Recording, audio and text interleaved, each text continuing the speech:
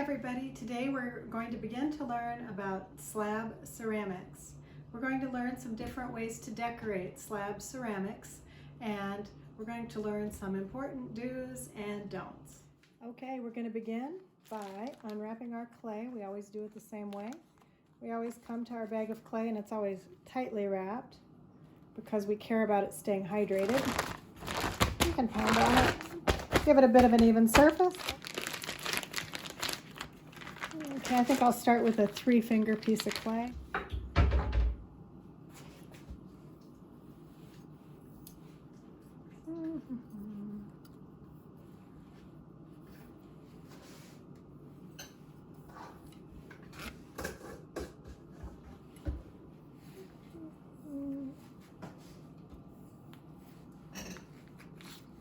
Okay, 3-finger piece of clay.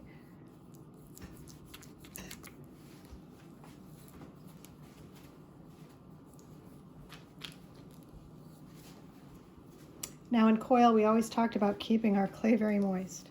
We do want to keep our clay very moist because it gives us options. Okay, but you're going to find your clay. Might have to be dried a bit to get it to leather hard. I want you to keep this bag soft. This piece, we'll be working with it to get it leather hard. Keep this bag soft. So before I close this bag up, I'm going to dip my hands in water. Rehydrate the top side of the clay, good. And seal it up immediately.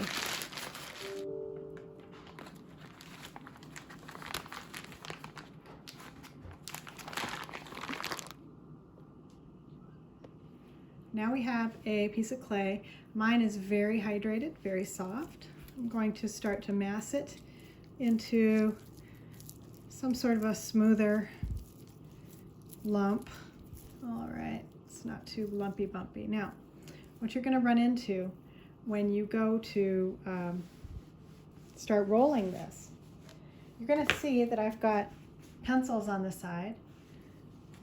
If you want to tape your pencils together, you can. It makes it a little bit easier. If you have no tape in your house, that's okay. All right, you can probably just leave them loose. All right, now I want to roll this clay, but the problem is this is really wet clay. It's probably going to stick to my rolling pin quite a lot. So give it a test real quick and I'll show you what to do.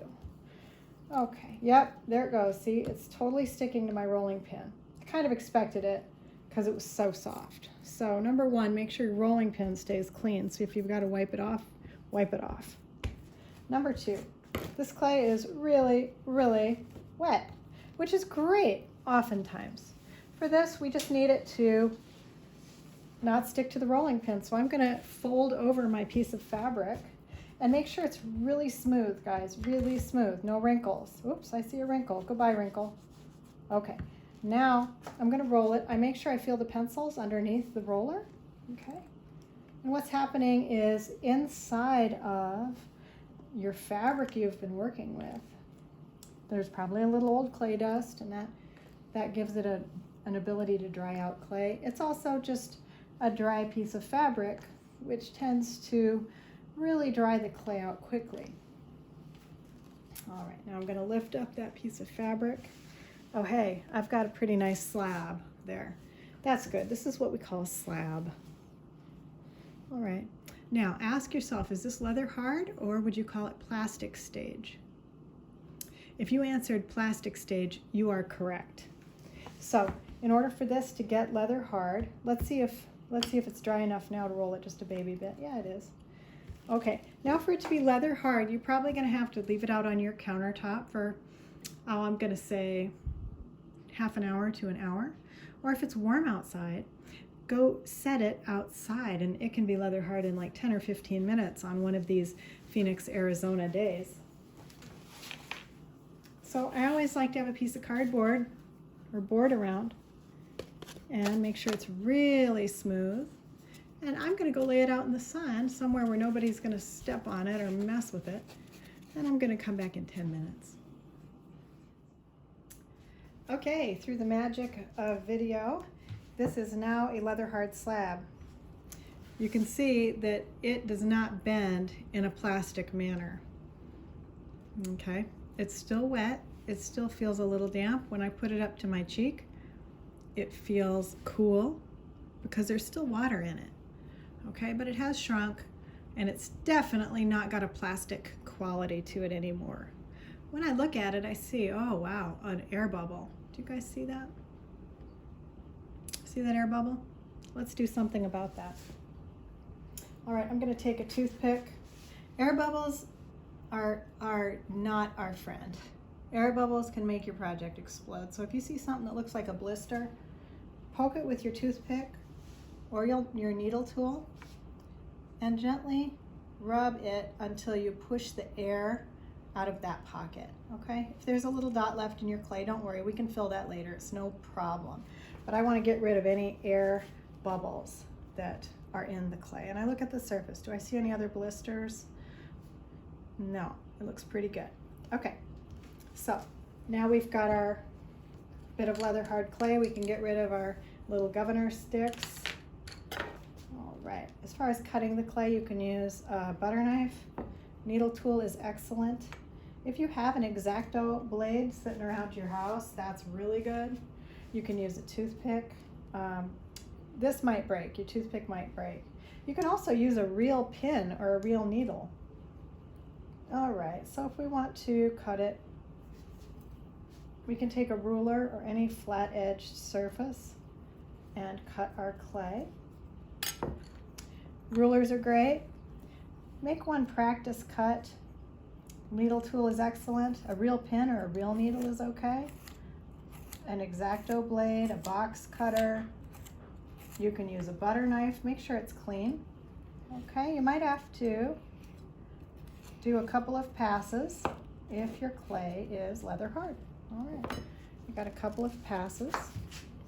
Now you have a ragged edge. That's okay, just take your hands, clean off the ragged edge. If you have a cleaning sponge around your house, these are real handy too. You can just dip a tiny bit of water in it. Take a cleaning sponge and cut it. Some sponges are huge. If you can get an old sponge and cut it into a small size, about the size of the palm of your hand, you're going to find that to be an extremely handy tool. Now I've run the sponge over it, my fingers. You could use a wadded up paper towel, and I've got it kind of clean there. All right. We're going to talk about different kinds of ways to decorate clay. And right now we're going to make a little rubric. And we know a rubric is something that tells us how our grade will be. So I'm going to show you good ways to decorate clay, and I'm going to show you not so good ways to decorate clay. Now this is leather hard clay, so once again, it's lost its plastic quality. However, it still has water in it, some water in it, and so we can join things to this, okay? Carefully and with scoring. I'm going to make 4 quadrants on my piece of clay. I'm going to incise these 4 quadrants. I'm lightly scoring a line down the middle, and I'm lightly scoring a line across horizontally. Okay, so your piece of clay looks something like this. And this is actually going to be a rubric. We're going to experiment with good and not so good ways to decorate clay. All right. Now here's a rubric you're going to be working with a little later. It tells you different ways to decorate clay. The first one would be scratching the clay. This would be considered not yet successful, or it would translate into a grade known as a D. All right, so right here, we're going to do decoration of clay that is not yet successful. So I'm going to scratch in here NYS. Now, okay, this is the not yet successful quadrant. So let's say we're going to do a design that is a hot air balloon, okay? Right now we're going to, you and me together, do a hot air balloon decoration that is not yet successful. Now this takes some practice for students. It is not your fault. Here's what happens. In kindergarten, the teacher hands you a crayon and a piece of paper, and you learn to drag something across a piece of paper. like a pen, a pencil, a crayon. You've been doing this for probably, 10 years or somewhere in that area? You've been taking something flat and dragging something across it. So as a result, this is usually the instinct that most students have about decorating clay, is that they should take an instrument and drag it across it like a pen or a pencil. This is what I would call a scratched design. This would be not yet successful. If you look close, I would call them nasty little burrs, B-U-R-R. These are yucky. They don't look nice. These are burrs. And burrs are created by scratching the clay.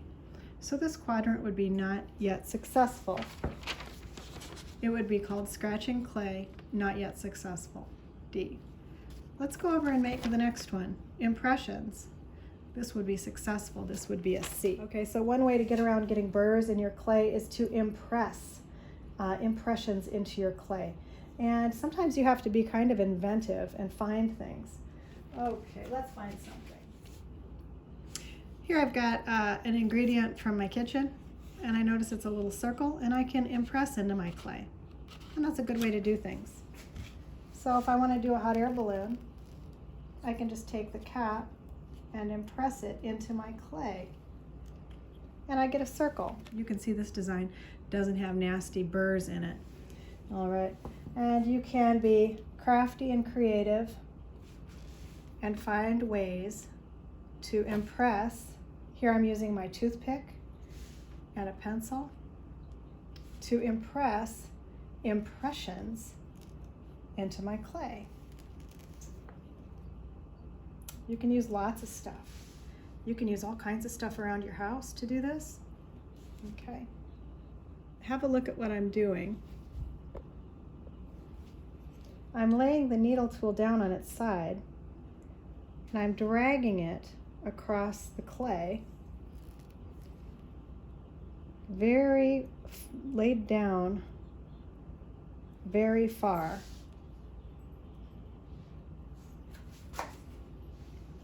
Now we're going to see this doesn't have any burrs. This is still considered a flat two-dimensional shape. Flat shape. This is not form. This is flat shape. But the craftsmanship is better because I don't have all this nasty mess here. Okay, I've taken my time and done something nice. Always laying down whatever it is flat on the surface. All right, never holding something up, making these nasty scratches. This would correspond with impressions, impressing something on the clay. It would be successful, it would be a C. So here, I'll take my needle tool and lay it way on its side, way, way, way on its side, and I can make an S for successful. Notice I'm not standing that needle tool up. Okay, I am laying it on its side and just pressing into the clay. Okay, that would be more successful.